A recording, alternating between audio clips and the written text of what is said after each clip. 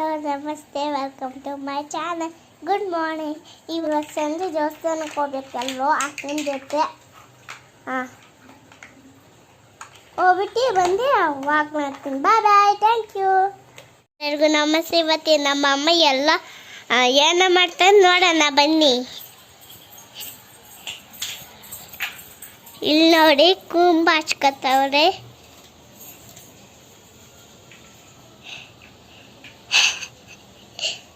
ನೋಡಿ ಇವಾಗ ನಮ್ಮ ಪಾಪುನ ತೋರಿಸ್ತೀನಿ ನೋಡಿ. ಇವಾಗ ನೋಡಿ ಜೋಸ್ತಾವನೆ ಲಾಕ್ಸ. ರವಿ ಅದೇನೋ ಲಾಕು ಜೋಡ್ಸು ನೋಡೋಣ. Very good. ಜೋಡ್ಸ್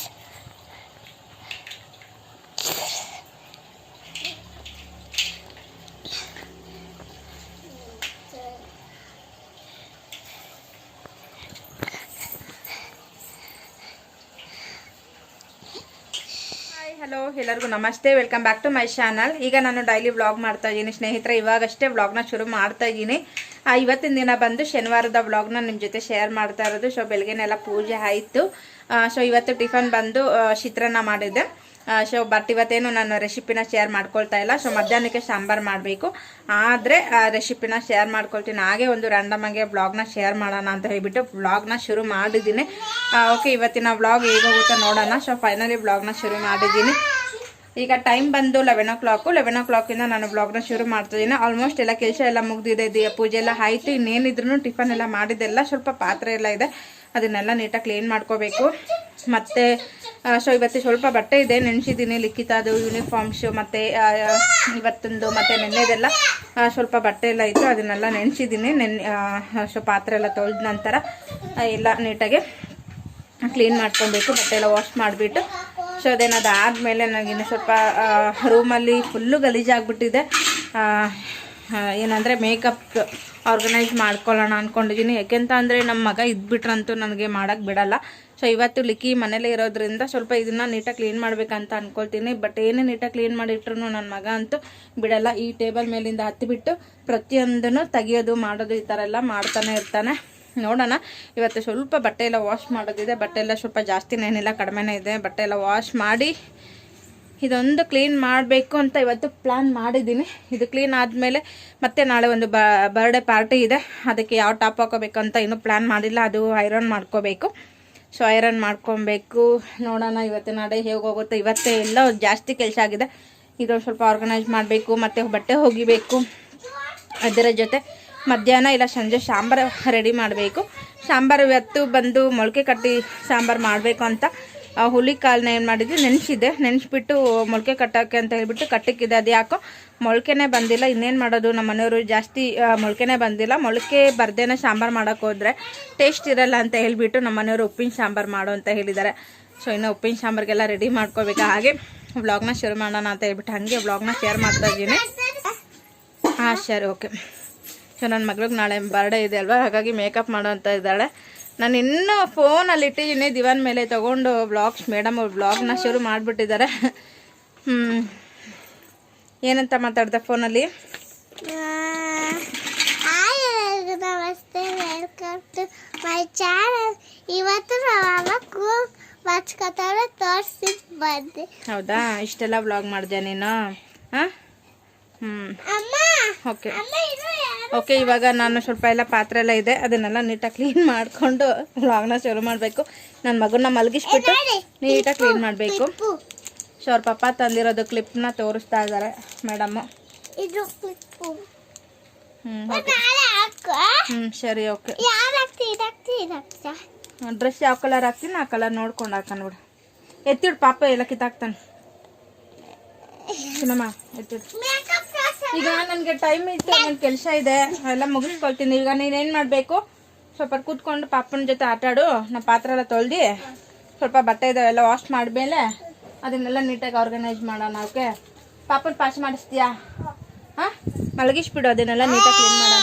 ಸೊ ನನ್ನ ಮಗಳು ಏನು ಗೊತ್ತಾ, ಅದಕ್ಕೆ ಕ್ಲೀನ್ ಮಾಡೋದು ಅಂತ ಅಂದ್ರೆ ತುಂಬ ಇಷ್ಟ. ಮಮ್ಮಿ ಏನೇನು ಇಟ್ಟಿರ್ತಾರೆ, ಒಂದು ಕ್ಲಿಪ್ಪಲ್ಲಿ ಇಟ್ಟಿರ್ತಾರೆ, ಲಿಪ್ಸ್ಟಿಕಲ್ಲಿ ಇಟ್ಟಿರ್ತಾರೆ, ಮೇಕಪ್ಪಲ್ಲಿ ಇಟ್ಟಿರ್ತಾರೆ. ಸೊ ಇದನ್ನೆಲ್ಲ ಗಮನಿಸ್ಬೇಕಲ್ವಾ ಮೇಡಮ್, ಅದಕ್ಕೇನೆ ಮಲಗಿಸ್ತೀನಿ ಅಂತ ಹೇಳ್ಬಿಟ್ಟು. ಇನ್ನೇನು ಸ್ಕೂಲ್ ಸ್ಟಾರ್ಟ್ ಆಯ್ತಲ್ವಾ, ಸ್ಕೂಲ್ ಸ್ಟಾರ್ಟ್ ಆಯ್ತು, ಅದಕ್ಕೆ ಬೆಳ್ಳಿದು ಹಾಕ್ಬಿಟ್ಟಿದ್ದೀನಿ. ಮತ್ತೆ ರೆಗ್ಯುಲರ್ಗೆ ಅದು ಇದು ತೆಗಿಯೋದು ಚೆನ್ನಾಗಿರಲ್ಲ. ಸ್ಕೂಲ್ಗೆ ಹೇಗೆ ಹೋಗ್ಬೇಕು ಹಾಗೆ ಹೋಗ್ಬೇಕು. ಶಿನ ಯಾವಾಗಲೂ ನೀನು ಬ್ಯಾಂಗಲ್ ಹಾಕೊಳ್ಳೋದು ಇದ್ದೇ ಇರುತ್ತೆ. ಬೈ ಇದೇ ಕೆಳಗಡೆ ಪಾಪನ ಹತ್ತಾನೆ. ಈ ಥರ ನೋಡಿ, ಏನೇ ಜೋಡಿಸಿದ್ರು ಈ ರೀತಿ ಮಾಡ್ತಾರೆ ಹತ್ತೋದು. ನನ್ನ ಮಗಳು ಏನು ಮಾಡ್ತಾಳೆ, ನನ್ನ ಮಗನು ಅದನ್ನು ಮಾಡಲೇಬೇಕು. ತುಂಬಾ ಆಟ ಕಲ್ತ್ಕೊಂಡ್ಬಿಟ್ಟಿದ್ದಾನೆ ನನ್ನ ಮಗ. ಒಬ್ರು ಮಾಡಿದ್ದು ಮಾಡಲೇಬೇಕು. ನೋಡಿ ಇವಾಗ ಅಲ್ಲೋದ ಆ ಗೊಂಬೆನ ಬೀಳಿಸೋದು. ಈ ರೀತಿ ಎಷ್ಟೇ ಮನೆ ನೀಟಾಗಿ ಕ್ಲೀನ್ ಮಾಡಿದ್ರು ಮನೆ ಒಂಥರ ಗಜಿ ಬಿಜಿ ಆಗೋಗ್ಬಿಟ್ಟಿರುತ್ತೆ. ನನಗೆ ಅದಕ್ಕೆ ಬೇಜಾರಾಗೋದು. ಮತ್ತೆ ಮತ್ತೆ ನೀಟಾಗಿ ಇಟ್ಟಿರೋ ಮನೇನ ಈ ರೀತಿ ಮಾಡ್ತಾರಲ್ಲ ಅಂತ ಹೇಳಿಬಿಟ್ಟು. ಓಕೆ, ಏನು ಮಾಡೋಕ್ಕಾಗಲ್ಲ, ಮಕ್ಕಳೇ ಅಷ್ಟೇ ಅಲ್ವಾ. ಓಕೆ, ಈಗ ಹೇಗೆ ಹೋಗುತ್ತೋ ಅಷ್ಟೇ ನನ್ನ ಇಬ್ಬರು ಮಕ್ಕಳನ್ನ ಇಟ್ಕೊಂಡು ಯಾವ ರೀತಿ ನನ್ನ ದಿನ ಸರಿ ಹೋಗುತ್ತೆ ಅನ್ನೋದು ಇವತ್ತಿನ ವ್ಲಾಗಲ್ಲಿ ಇರುತ್ತೆ. ಸೊ ಓಕೆ ಸ್ನೇಹಿತರೆ, ವ್ಲಾಗ್ನ ಹೀಗೆ ನೋಡ್ತಾ ಇರಿ, ಸಪೋರ್ಟ್ ಮಾಡಿ. ಏನು ಅದೇನದು, ಎಲ್ಲಿಂದ ತಗೊಂಡ್ ಬಂದ್ರಿ? ಇದು ಬಂದು ನಮ್ಮ ಅಜ್ಜಿ ಇಟ್ಟಿರೋದು.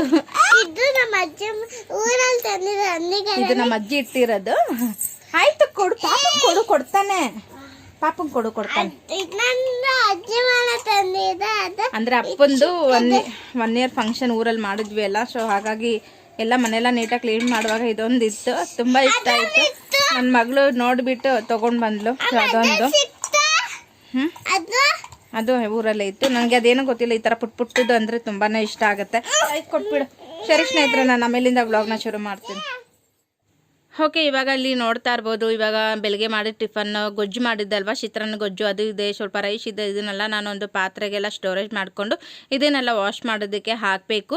ಇವಾಗ ಸ್ವಲ್ಪ ಎಲ್ಲ ಬೆಳಗ್ಗೆ ಎಲ್ಲ ತಿಂದಿದ್ದೆಲ್ಲ ತಟ್ಟೆ ಅದೆಲ್ಲ ಇದೆ, ಅದನ್ನೆಲ್ಲ ನೀಟಾಗಿ ಕ್ಲೀನ್ ಮಾಡ್ಕೊಳ್ತೀನಿ. ಇವಾಗ ನಾನು ಬಟ್ಟೆ ಎಲ್ಲ ನೆನೆಸಿದ್ದೀನಿ. ನೆನೆಸಿಯಷ್ಟೊಳಗಡೆ ಸ್ವಲ್ಪ ಕಿಚನ್ ನೀಟಾಗಿ ಕ್ಲೀನ್ ಮಾಡ್ಕೊಳ್ತೀನಿ. ಎಲ್ಲ ಪಾತ್ರೆ ಎಲ್ಲ ಇದೆ, ಅದನ್ನೆಲ್ಲ ನೀಟಾಗಿ ತೊಳೆದು ಅದನ್ನು ಸ್ವಲ್ಪ ನೀಟಾಗಿ ಸಿಂಕ್ ಎಲ್ಲ ವಾಶ್ ಮಾಡಿ ನೀಟಾಗಿ ಗ್ಯಾಸ್ ಎಲ್ಲ ಒರೆಸಿ ಸ್ವಲ್ಪ ಸ್ಟೈಲ್ಸ್ ಎಲ್ಲ ಒರೆಸ್ಬಿಟ್ಟು ನೀಟಾಗಿ ಇಟ್ಬಿಡ್ತೀನಿ. ಮತ್ತೆ ನಾನು ಅಡುಗೆ ಮನೆ ಕೆಲಸಕ್ಕೆ ಬರೋಂಗೆ ಇಲ್ಲ, ಆ ರೀತಿ ಮಾಡಿಟ್ಬಿಡ್ತೇನೆ. ಇನ್ನು ಮತ್ತೆ ಬಟ್ಟೆ ಒಗಿಬೇಕು, ಮತ್ತೆ ಹಾರಾಕಬೇಕು, ಇನ್ನೂ ಕೆಲಸಗಳು ಜಾಸ್ತಿ ಇರುತ್ತೆ. ಹಾಗಾಗಿ ಎಲ್ಲ ನೀಟಾಗಿ ಒಂದು ಕೆಲಸ ಮಾಡ್ತೀನಿ ಅಂದ್ರೆ ಅದು ನೀಟಾಗಿ ಕ್ಲೀನ್ ಮಾಡಬೇಕು. ಅರ್ಧಂಬರ್ಧ ಮಾಡಿಟ್ಬಿಟ್ರೆ ಏನೋ ಒಂಥರ ಅಲ್ಲೂ ಮಾಡಿ ಇಲ್ಲೂ ಮಾಡೋ ಅನ್ನೋ ಥರ ಒಂಥರ ಹಿಂಸೆ ಆಗೋಗುತ್ತೆ. ಯಾವುದೇ ಒಂದು ಕೆಲಸ ಮಾಡ್ತೀನಿ ಅಂತಂದರೆ ಈಗ ಕಿಚನ್ ನೀಟಾಗಿ ಕ್ಲೀನ್ ಮಾಡ್ಕೊಳ್ಬೇಕು, ಆನಂತರ ಬೇರೆ ಕೆಲಸಕ್ಕೆ ಹೋಗಬೇಕು. ಈಗ ಅಂತೂ ಇಂತೂ ನಂದು ನೀಟಾಗಿ ಕಿಚನ್ ಎಲ್ಲ ನೀಟಾಗಿ ಕ್ಲೀನ್ ಮಾಡ್ಕೊಂಡಿದ್ದಾಯಿತು, ನೋಡ್ತಾ ಇರ್ಬೋದು.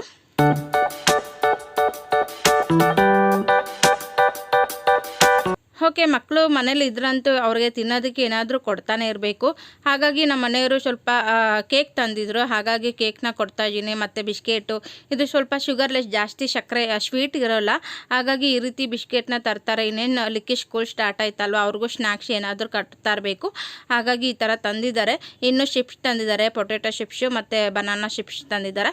ಅದನ್ನು ಎತ್ತಿಟ್ಟಿದ್ದೀನಿ, ಆಲ್ರೆಡಿ ಅನ್ಪ್ಯಾಕ್ ಆಗಿದೆ. ಸೊ ಇವಾಗ ಮಕ್ಕಳಿಗೆ ಏನಾದರೂ ತಿನ್ನೋದು ಕೊಡೋಣ ಅಂತ ಹೇಳ್ಬಿಟ್ಟು ಕೇಕ್ನ ತೆಗಿತಾ ಇದ್ದೀನಿ.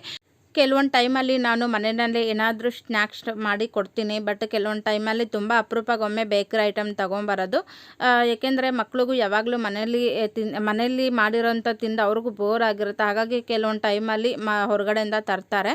ಸೊ ಇವಾಗ ಮಕ್ಳಿಗೆ ಇಬ್ರಿಗೂ ನಾನು ಸ್ನ್ಯಾಕ್ಸ್ ಏನಾದ್ರು ಕೊಟ್ಟು ನಾನು ಬಟ್ಟೆ ವಾಶ್ ಮಾಡೋದಕ್ಕೆ ಹೋಗ್ತೀನಿ.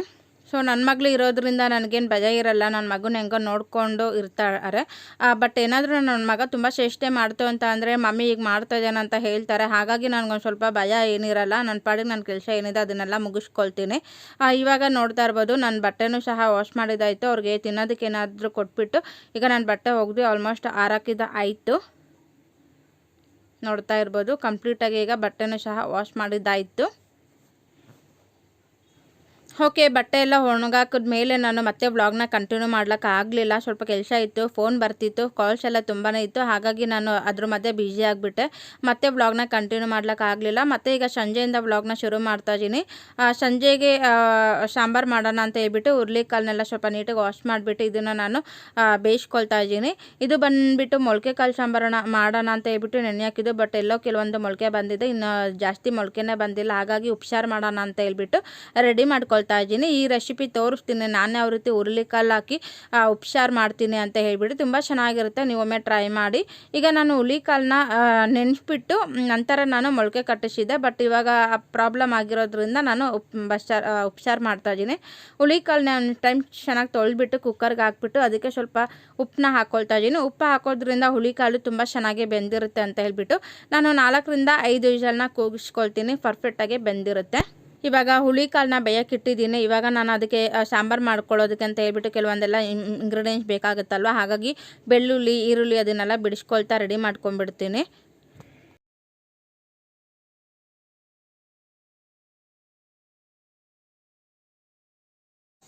ಹಾಯ್ ಹಲೋ, ಮತ್ತೆ ವ್ಲಾಗ್ನ ಕಂಟಿನ್ಯೂ ಮಾಡ್ತಾ ಇದ್ದೀನಿ.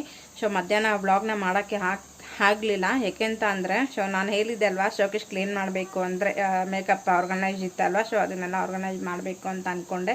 ಬಟ್ ಮಾಡಲಿಕ್ಕೆ ನನ್ನ ಮಗ ಬಿಡಲೇ ಇಲ್ಲ, ಮಲ್ಕೊಳ್ಳೂ ಇಲ್ಲ. ಸೊ ನಾನು ಮಲಗಿಸ್ಬಿಟ್ಟು ಸೊ ನನ್ನ ಆಫೀಸ್ ವರ್ಕ್ ಇತ್ತಲ್ವ, ಹಾಗಾಗಿ ನಾನು ಮತ್ತೆ ವ್ಲಾಗ್ನ ಕಂಟಿನ್ಯೂ ಮಾಡಲಿಕ್ಕೆ ಆಗಲಿಲ್ಲ. ಸೊ ಇವಾಗ ಟೈಮ್ ಬಂದು 6 ಗಂಟೆ ಆಯಿತು. 6 ಗಂಟೆಗೆ ಇವಾಗ ನಾನು ಕಾಫಿ ಮಾಡ್ಕೊಂಡು ಕುಡಿಯೋಣ ಅಂತ ಹೇಳಿ ಕಾಫಿಗೆ ಇಟ್ಟಿದ್ದೀನಿ. ಸೊ ಈ ಕಡೆ ಹುರುಳಿಕಾಳನ್ನ ಬೇಯಿಸಿದ್ದೀನಿ, ಅದು ಪ್ರೆಷರ್ ಹೋಗಬೇಕು. ಅದಾದಮೇಲೆ ಕಾಫಿ ಎಲ್ಲ ಕುಡಿದ್ಬಿಟ್ಟು ಸಾಂಬಾರಿಗೆ ರೆಡಿ ಮಾಡ್ಕೊಬೇಕು. ಸೊ ಇವಾಗ ಹಾಲು ಇಟ್ಟಿದ್ದೀನಿ, ಹಾಲು ಕಾಯಿಸ್ಬಿಟ್ಟು ಮಕ್ಕಳಿಗೆ ಹಾಲು ಕೊಟ್ಬಿಟ್ಟು ಸೊ ನಾವು ಸ್ಟ್ರಾಂಗಾಗಿ ಕಾಫಿ ಮಾಡ್ಕೊಂಡು ಕುಡಿಯೋಣ. ಸೊ ಕಾಫಿ ಕುಡಿದ್ಬಿಟ್ಟು ಸಾಂಬಾರಿಗೆ ರೆಡಿ ಮಾಡ್ಕೊಬೇಕಾಗತ್ತೆ.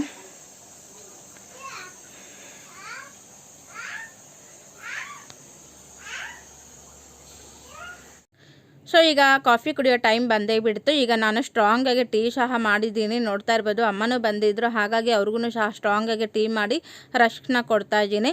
ಸೊ ನಾವು ಜಾಸ್ತಿ ಸಂಜೆ ಟೈಮಲ್ಲಿ ರಸ್ಕ್ನೆಲ್ಲ ತಿನ್ನಲ್ಲ, ಮಾರ್ನಿಂಗ್ ಟೈಮಲ್ಲಿ ಅಷ್ಟೇ ತಿನ್ನೋದು. ಅಮ್ಮ ಬಂದಿದ್ರಲ್ವ, ಹಾಗಾಗಿ ಕೊಡ್ತಾ ಇದ್ದೀನಿ. ಓಕೆ, ನಮ್ಮನೆಯವರು ಸಹ ಬಂದರು ಡ್ಯೂಟಿ ಮುಗಿಸ್ಕೊಂಡು. ಬಟ್ ಇದೇನು ಅನ್ನೋ ಅಂತ ನನಗೆ ಗೊತ್ತೇ ಆಗ್ತಾಯಿಲ್ಲ, ನೆನಪು ಆಗ್ತಾಯಿಲ್ಲ, ಸಡನ್ಲಿ ಬರ್ತಾಯಿಲ್ಲ ಗೊತ್ತು. ಬಟ್ ಆ ನೇಮ್ ನನ್ನ ಬಾಯಲ್ಲಿ ಬರ್ತಾಯಿಲ್ಲ. ಮತ್ತು ಇದು ಬಂದು ಊಟಿ ಆ್ಯಪಲ್ಲು, ತುಂಬ ಚೆನ್ನಾಗಿದೆ. ಬಟ್ ಇದೆಲ್ಲ ಒನ್ ಟೈಮ್ ಆದರೂ ನಾವು ಈ ಹಣ್ಣೆಲ್ಲ ತಿನ್ನಬೇಕು, ಆರೋಗ್ಯಕ್ಕೆ ತುಂಬ ಒಳ್ಳೆಯದು. ಸೊ ಇವಾಗ ನನ್ನ ಮಗ ಅಂತೂ ಕೊಡಬೇಕು ಅಂತ ಹೇಳಿ ಗ್ಯಾಸ್ ಮೇಲೆ ಹತ್ತಕ್ಕೆ ಬರ್ತಾ ಇದ್ದಾನೆ. ನೋಡ್ತಾ ಇರ್ಬೋದು ಎಷ್ಟು ತುಂಟ ಅಂದರೆ ತುಂಬ ತುಂಟ ಆಗೋಗ್ಬಿಟ್ಟಿದ್ದಾನೆ ನನ್ನ ಮಗ ಅಂತೂ. ಬಟ್ ಈ ಥರ ಹಣ್ಣೆಲ್ಲ ತಿನ್ನೋದ್ರಿಂದ ನಮಗೆ ತುಂಬ ಬಿಳಿ ರಕ್ತ ಅನ್ನೋದು ಎಂಕರೇಜ್ ಮಾಡುತ್ತೆ. ಹಾಗಾಗಿ ನಾವು ಎಲ್ಲ ಥರದ ಹಣ್ಣನ್ನು ಸಹ ತಿನ್ನಬೇಕು. ಸೊ ಕಾಸ್ಟ್ಲಿ ಅಂತ ಹೇಳಿ ನೋಡೋಕೆ ಹೋಗಬೇಡಿ. ಸೊ ಕಾಸ್ಟ್ಲಿ ಆದ್ರೂ ನಮ್ಮ ಆರೋಗ್ಯ ಇಂಪಾರ್ಟೆಂಟ್ ಅಲ್ವಾ. ಒಂದು ಬಾರಿನಾದರೂ ಈ ರೀತಿ ನಾವು ಹಣ್ಣುಗಳು ತಿನ್ನೋದ್ರಿಂದ ತುಂಬ ಹೆಲ್ತಿಗೆ ಒಳ್ಳೆಯದು.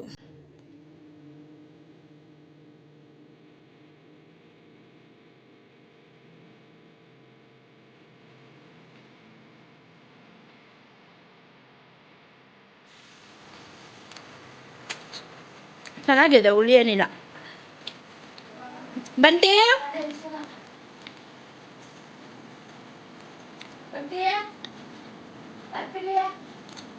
ತಿನ್ಬೇಕು ಕಡಿಮೆ ಇವೆಲ್ಲ.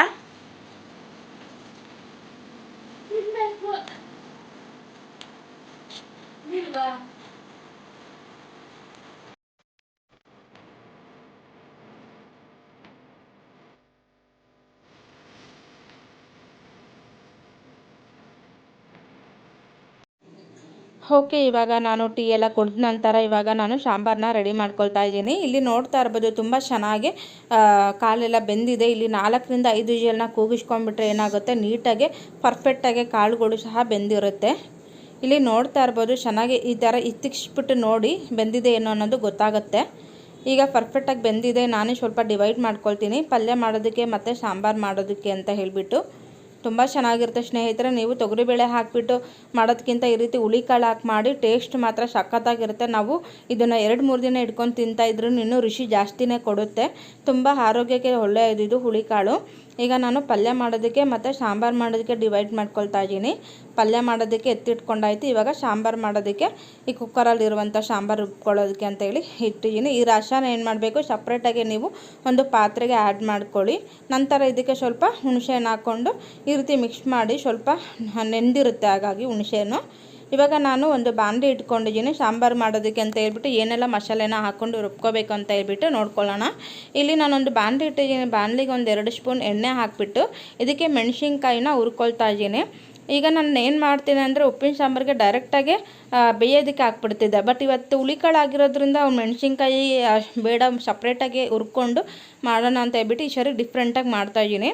ಎಣ್ಣೆಗೆ ನಾನು ಖಾರ ನೋಡಿಕೊಂಡು ಒಣಮೆಣ್ಸಿನ್ಕಾಯಿನ ಹಾಕ್ಕೊಳ್ತಾ ಇದ್ದೀನಿ. ಒಣಮೆಣ್ಸಿನ್ಕಾಯಿ ಸಹ ಫ್ರೈ ಮಾಡಿಕೊಂಡು ಇವಾಗ ನಾನು ಬೆಳ್ಳುಳ್ಳಿ ಮತ್ತು ಒಂದು 2 ಸ್ಪೂನ್ ಜೀರಿಗೆ, ಅರ್ಧ ಸ್ಪೂನ್ ಮೆಣಸನ್ನ ಹಾಕ್ಕೊಂಡು ಚೆನ್ನಾಗಿ ಫ್ರೈ ಮಾಡ್ಕೊಳ್ತಾ ಇದ್ದೀನಿ. ಸ್ವಲ್ಪ ಕಲರ್ ಚೇಂಜ್ ಆಗಬೇಕು, ಅಲ್ಲಿವರೆಗೂ ಚೆನ್ನಾಗಿ ಈ ರೀತಿ ಫ್ರೈ ಮಾಡ್ಕೊಳ್ಳಿ. ಎಣ್ಣೆಯಲ್ಲಿ ಫ್ರೈ ಮಾಡ್ಕೊಂಡು ಹುರ್ದು ಮಾಡೋದ್ರಿಂದ ಒಂಥರ ಟೇಸ್ಟ್ ಬರುತ್ತೆ ಸಾಂಬಾರು. ಮತ್ತು ಇದಕ್ಕೆ ಒಂದು ಸ್ವಲ್ಪ ಕೊತ್ತಂಬರಿನ ಸಹ ಸೇರಿಸ್ಕೊಳ್ತೀನಿ.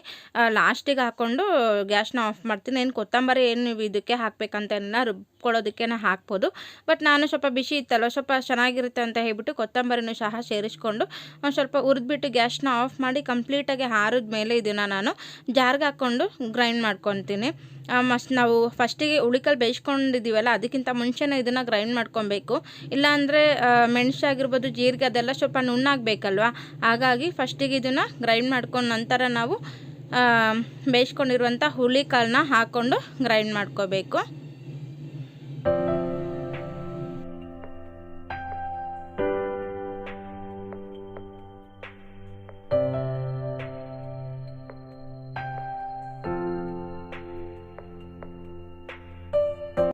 ಓಕೆ, ಇಲ್ಲಿ ನೋಡ್ತಾ ಇರ್ಬೋದು ನಾನು ಗ್ರೈಂಡ್ ಮಾಡಿಕೊಂಡೆ. ಇದಕ್ಕೇ ನಾನು ಬೇಯಿಸ್ಕೊಂಡಿರುವಂಥ ಹುಳಿಕಾಳನ್ನು ಸಹ ಸೇರಿಸ್ಕೊಳ್ತಾ ಇದ್ದೀನಿ.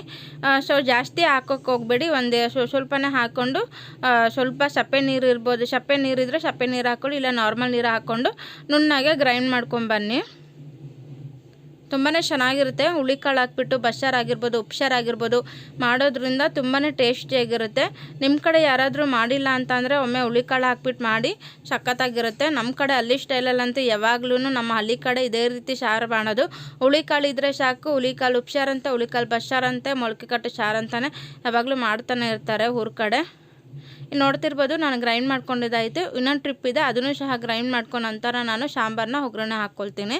ಒಗ್ಗರಣೆ ಹಾಕೋಂಥದ್ದು ಏನಿಲ್ಲ, ಈಗ ನಾವು ತೆಗೆದಿಟ್ಕೊಂಡಿರುವಂಥ ಸಪ್ಪೆ ನೀರು ಏನಿದೆ ಅದಕ್ಕೇ ರುಬ್ಕೊಂಡಿರುವಂಥ ಮಸಾಲೆನ ಹಾಕಿಬಿಟ್ಟು ಗಟ್ಟಿ ಬೇಕಾ ತೆಳ್ಳಗೆ ಬೇಕಾ ನೋಡಿಕೊಂಡು ನಾರ್ಮಲ್ ನೀರನ್ನ ಹಾಕ್ಕೊಂಡು ಚೆನ್ನಾಗಿ ಮಿಕ್ಸ್ ಮಾಡ್ಕೋಬೇಕಾಗುತ್ತೆ ಅಷ್ಟೇ.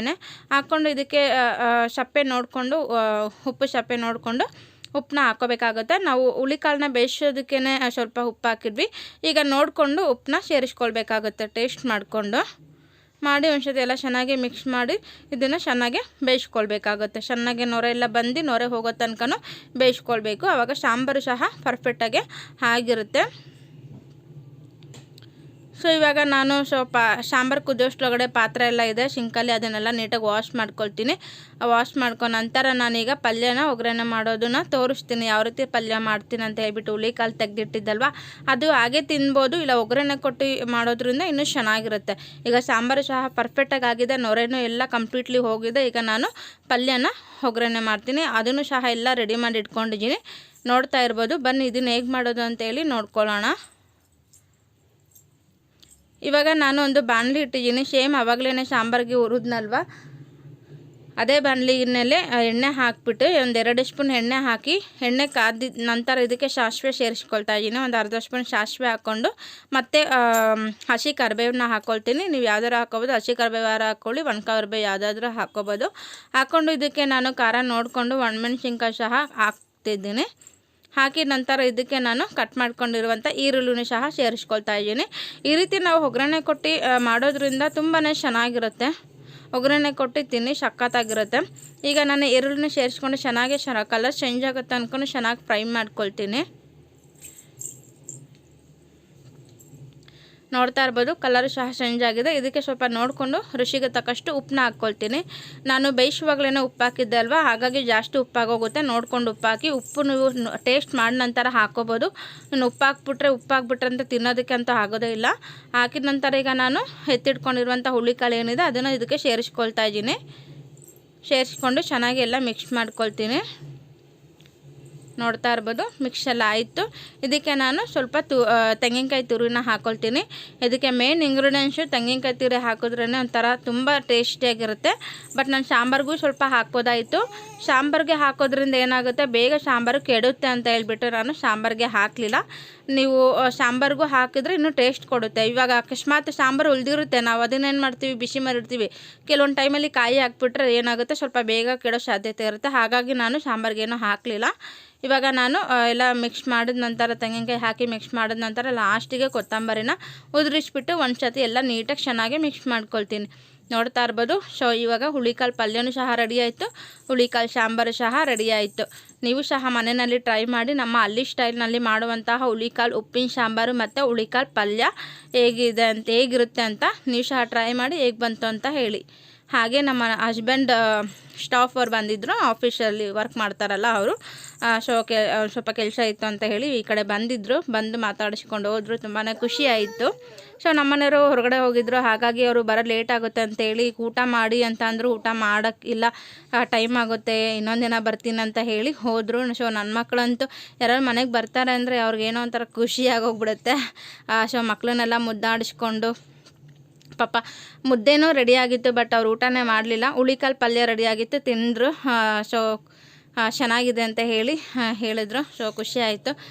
ಬಟ್ ಇವಾಗ ಅವರು ಟೈಮ್ ಆಯಿತು, ಫೋನ್ ಬಂತು ಅಂತ ಹೇಳಿಬಿಟ್ಟು ಹೊರಡ್ತಾ ಇದ್ದಾರೆ. ಅವರ ಹಸ್ಬೆಂಡ್ ಯಾರು ವೆಯ್ಟ್ ಮಾಡ್ತಾ ಇದ್ದಾರೆ ಅಂತ ಹೇಳ್ಬಿಟ್ಟು ಹೊರಡ್ತಾ ಇದ್ದಾರೆ.